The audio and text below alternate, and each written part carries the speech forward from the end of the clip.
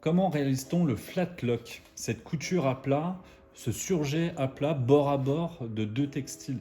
Ici, on le voit, c'est un surjet traditionnel, montage endroit contre endroit. Le flat lock, on va être plus sur une couture bord à bord. On n'a plus le petit revers de surjet, les deux textiles qui dépassent. C'est vraiment couture bord à bord, comme ça.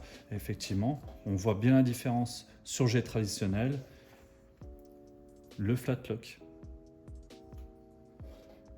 Pour réaliser le flat lock, très simple.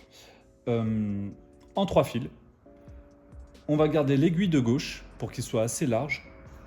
On va descendre notre tension d'aiguille à 0, vraiment à 0,0. Et on va descendre légèrement notre boucleur inférieur et boucleur supérieur environ entre 2 et 3. Hop, on va réaliser notre première couture d'essai, entre guillemets. Hop, je le prends à plat, comme un surjet traditionnel.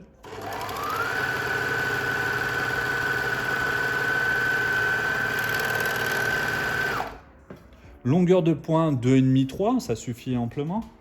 Là, on peut le voir qu'on garde un peu cet esprit surjet, mais ce que je vais faire maintenant, c'est que je vais le retourner et je vais venir tirer sur ma matière délicatement. Et on le voit, du fait que j'ai descendu ma tension de point à 0, je vais pouvoir tirer sur ma matière et pouvoir avoir un surjet hyper plat.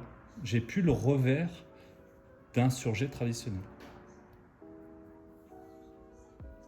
Nous avons réalisé notre surjet en flat lock, effectivement.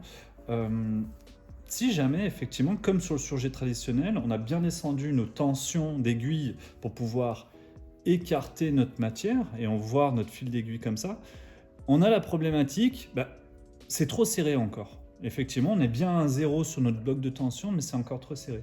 N'hésitez pas, on va venir carrément sortir notre fil du bloc de tension et le laisser vraiment hors bloc de tension. Ce qui est impératif de faire, c'est bien le passer par le tendeur. Ça va vous permettre effectivement de bien détendre la tension d'aiguille, de pouvoir tirer sur votre matière et pas vous retrouver bloqué comme cela, quoi. Voilà.